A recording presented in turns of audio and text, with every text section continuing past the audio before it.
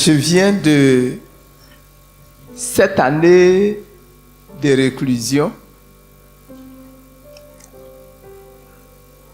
mais ça a été 7 années de retraite. 7 années de tête à tête avec mon Dieu. Pendant ces 7 années-là, mon Dieu m'a démontré d'abord qu'il est un Dieu fidèle. Il m'a démontré que quand on dit fidélité, ça doit signifier quelque chose. Il y a 2 façons.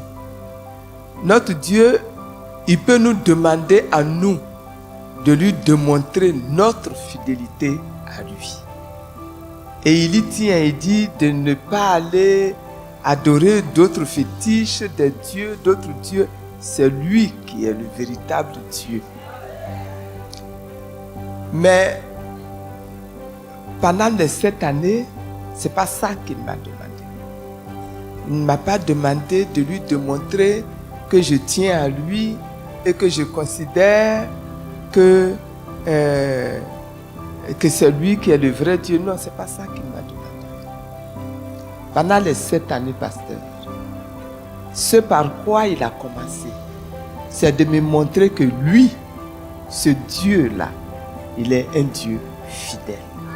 Lui-même, il est un Dieu fidèle. Et que sa fidélité, comme il est dit dans le psaume 91, il dit sa fidélité est un bouclier et une cuirasse. Et quand nous étions sous les bombardements, nous prions Dieu. Et Dieu dit, restez tranquille. Moi, je suis votre bouclier. Et je suis votre cuirasse. Le bouclier, c'est ce que le soldat prend, n'est-ce pas, qu'il place devant lui comme ça. Vous avez vu, les policiers, ils ont ça devant eux comme ça. Et quand vous tirez, sur eux, ils soulèvent le bouclier pour bloquer, n'est-ce pas, le projectile que vous lancez contre lui. Ça peut être une épée. À notre époque, on n'utilise plus les épées. Mais quand il y a les marches et tout ça, on lance les pierres contre les policiers. Et les policiers ont le bouclier pour se protéger. Et Dieu a étendu son bouclier sur tous les bâtiments de la résistance. Ce qui fait que les bombes qui ont été lancées ont été rejetées. Aucun d'entre nous n'a été écrasé par les bombes. Regardez ce qui est arrivé à M. Kadhafi et à sa famille.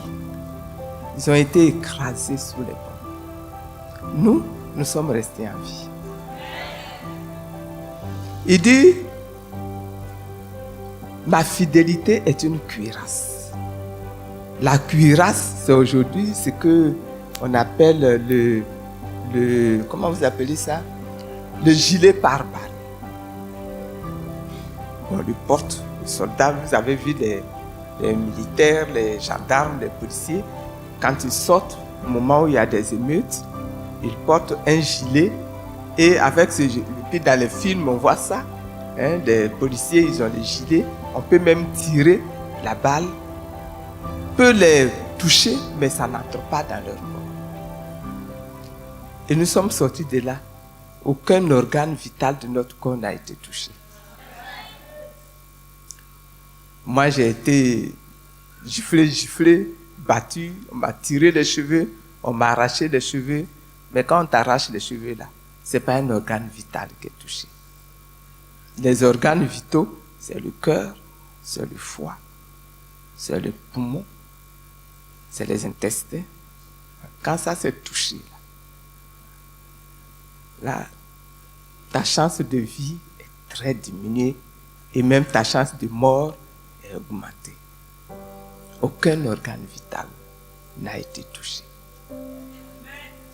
Quand le président, qui a été le premier à sortir, le président Gbagbo, quand il est sorti, eux-mêmes l'ont habillé d'un gilet pare-balles pour qu'il traverse la cour là, sans courir le risque, n'est-ce pas, d'être atteint par une balle quelconque. Dieu dit, je serai votre bouclier et votre cuirasse. Et puis je suis parti. Le président est parti à Korogo, moi je suis parti à Odiéné. Quand je suis arrivé à Odiéné, j'avais le cœur chargé. Pasteur, j'explique tout ça parce que vous avez tout de suite là parlé d'évangélisation. Mais l'évangélisation, ça commence par soi-même. Si on n'est pas soi-même converti, on ne peut pas évangéliser. Et c'est pour ça que j'ai choisi de vous faire part de cette expérience-là que j'ai vécue. J'étais en train de prier à Odiéné. J'ai beaucoup prié à Odiéné. Et j'ai demandé au Seigneur, mais regarde ce qui nous est arrivé là. Est-ce que c'est normal ça? Quand même, nous sommes des enfants. Nous là, nous prions tous les jours. Nous proclamons tous les jours ta grandeur. Et puis regarde ce qui nous est arrivé. Regarde toute cette humiliation par laquelle nous sommes passés. Regarde toute cette souffrance. Regarde ce peuple même de Côte d'Ivoire. Le prix qu'il est en train de payer aujourd'hui. Toutes ces morts. Et puis, ces gens-là qui sont des rebelles, ils arrivent et puis c'est eux qui gagnent.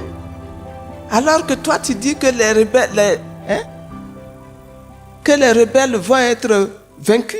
Ça, c'est dit clairement dans le psaume 37. Alors, je ne comprends pas. Je ne comprends pas.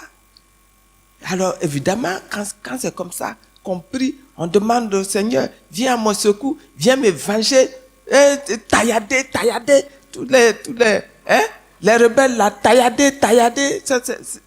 Vous n'avez pas prié comme ça? À la vérité, hein? Entre nous. On n'a qu'à dire la vérité. Hein? C'est qui n'a pas prié comme ça? Celui-là, il n'a qu'à lever la main, celui qui n'a pas prié comme ça là. Vous continuez même. Vous voyez. Alors, je priais comme ça, et puis Dieu me dit, arrête. Ce jour-là, c'était un après-midi. Je priais, et puis je marchais dans la cour, autour des arbres. Et puis, j'entends, vraiment, c'est devenu un dialogue entre moi et puis mon Dieu. Il me dit, toi-même, d'après toi, je suis qui? Il dit, mais tu es le Dieu.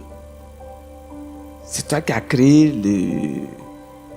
toute la terre, le ciel, les étoiles, les nuages, la mer. Il dit, d'accord. Donc je suis le Père créateur. Donc je suis votre Père. Oui. Mais tu es notre Père. Il dit, bon, donc toi je suis ton Père. Il dit, oui, tu es mon Père. Babo Laurent, je suis son Père. Il dit, oui. Alors, vous tous les militants du FPI là, je suis votre Père. J'ai dit oui, mais c'est toi qui nous as créés. D'accord. Donc tous les Ivoiriens là, je suis aussi leur Père. J'ai dit oui, donc maintenant je commence à sentir où il va. Hein. Il dit oui, il dit d'accord. Donc les rebelles là, je suis aussi leur Père. J'ai dit,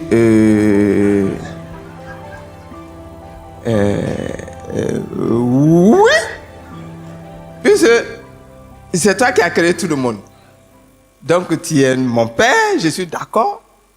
Tu es le Père des Ivoiriens en général, je suis d'accord, mais les rebelles là, bon, mais tu es aussi leur Père, parce que c'est toi qui les as créés. Hein? Tu es aussi leur Père, mais c'est-à-dire qu'il dit non. Je réponds juste à ma question, est-ce que je suis leur Père? Il dit oui, tu es leur Père. Il dit d'accord. Mais toi-même là, tu es maman, non? Je dis oui. Tu as des enfants? Je dis oui. Bon. Alors, suppose que un de tes enfants aille chez ton voisin avec qui tu ne t'entends pas bien. Et puis, mais il commet un grave dommage chez le voisin. et que le voisin en colère vienne te trouver et puis il te dit, voilà ce que ton enfant vient de faire là. Je vais aller au tribunal pour porter plainte. Il faut qu'il soit condamné et il faut qu'il soit tué. Et toi-même, tu regardes la colère du voisin là. Tu trouves que sa colère là est justifiée. Qu'est-ce que tu vas faire? Quelle va être ta réaction?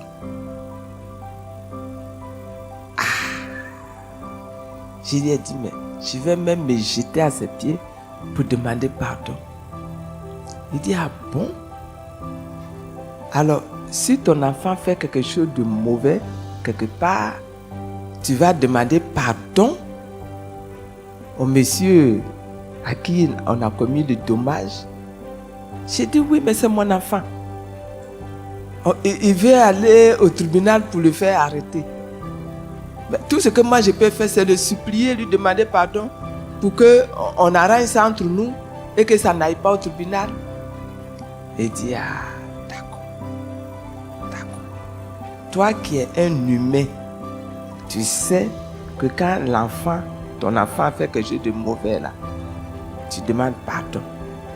Alors, représente-toi, moi. Moi, je suis le papa des rebelles. Quand tu pries, on n'a qu'à taillader là. Tu es en train de me demander donc de tuer mes enfants pour le dommage qu'ils t'ont commis. C'est pas ça? Donc, c'est pas ce que nous faisons. Quand nous demandons à Dieu de nous venger et de tuer nos ennemis là, nous sommes en train de lui demander à lui, Dieu, le Père de ces personnes-là, parce qu'on est d'accord qu'il est le Père. Hein? Nous sommes en train de lui demander à lui, Dieu, le Père là, de tuer ses propres enfants. Alors que nous-mêmes là, nous allons demander pardon pour que nos propres enfants ne soient pas tués. Il dit, est-ce que vous voyez ce que vous faites? Est-ce que vous comprenez dans quelle douleur, vous les humains, vous me mettez? Moi, j'ai créé mes enfants. Il y en a qui savent marcher dans mes voies. Donc ceux-là, ils me rendent heureux. Mais il y en a qui sont sortis de mes voies, qui ne savent plus marcher dans mes voies, qui ne me reconnaissent même pas, qui ne m'entendent même plus, qui ne me voient même plus. Et je suis assis, moi, et je pleure mes enfants qui sont perdus parce que je n'arrive pas à les rejoindre. Et vous qui êtes sur terre avec eux, qui connaissez mes voies, au lieu de venir m'aider à sortir mes enfants de la détresse, à sortir mes enfants de la perdition, vous venez et tout ce que vous savez faire, c'est tourner le couteau dans ma plaie, dans mes douleurs pour me dire, tuez.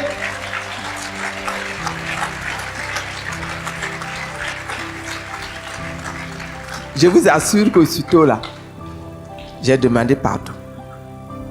J'ai demandé pardon au Seigneur. J'ai dit, c'est maintenant que j'ai compris. Dans ma prière, je ne dois plus dire, Seigneur, tuez mes ennemis. Seigneur, fais du mal à celui qui m'a fait du mal. Mais je vais prier maintenant pour dire, Seigneur, regarde, toi qui es le Dieu créateur, viens à mon secours, parce que j'ai un frère qui est dans la perdition. Viens m'aider à le sauver. Pardonne-lui ses fautes, Père. Pardonne-lui, parce qu'il ne sait même pas ce qu'il fait. Pardonne-lui ses fautes. Pardonne-lui, parce qu'il ne te connaît pas. Il agit comme ça parce qu'il ne te connaît pas. Il agit comme ça parce qu'il ne t'a pas encore découvert. Pardonne-lui ses fautes, Père. Je me mets à genoux à sa place. Seigneur, tu as montré dans ta parole qu'il y avait un malade, un monsieur qui était paralysé, qui ne pouvait même plus marcher, qui ne pouvait même plus parler. Et ce sont ses amis qui ont cru en toi. Ce sont eux qui l'ont pris sur un lit. Ils l'ont amené à toi, au Seigneur Jésus. Mais quand ils sont arrivés, le Seigneur Jésus même était dans une salle qui était tellement rempli qu'on ne pouvait pas passer par la porte. Ils sont montés sur le toit. Ils ont ouvert le toit pour faire descendre le malade. Le malade, là, il n'a pas dit, je vais aller à Jésus. Il n'a pas dit, je veux que Jésus me guérisse. Peut-être que lui, là, il ne connaissait même pas Jésus. Mais ce que Jésus a regardé, c'est la foi de ses 4 amis qui sont descendus, qui ont descendu le paralytique jusqu'à ses pieds. Ils se sont débattus pour enlever tout ce qu'il y avait sur le toit là, pour que leur ami soit sauvé. Seigneur, c'est ce que tu nous demandes de faire. Désormais, je prie pour que tous ceux-là, tous ces rebelles-là, Seigneur, sauve-les. Si tu les sauves, c'est ton nom qui va être élevé. Si tu les sauves, c'est ton nom qui va être honoré. Si tu les sauves, c'est ton nom qui va être célébré dans notre Côte d'Ivoire. Et ma prière a changé. Depuis ce jour-là, ma prière a changé. Et je vous engage à changer votre prière. Parce que notre Dieu là, il sauve. Et il entend. Et il enseigne. Que Dieu vous bénisse.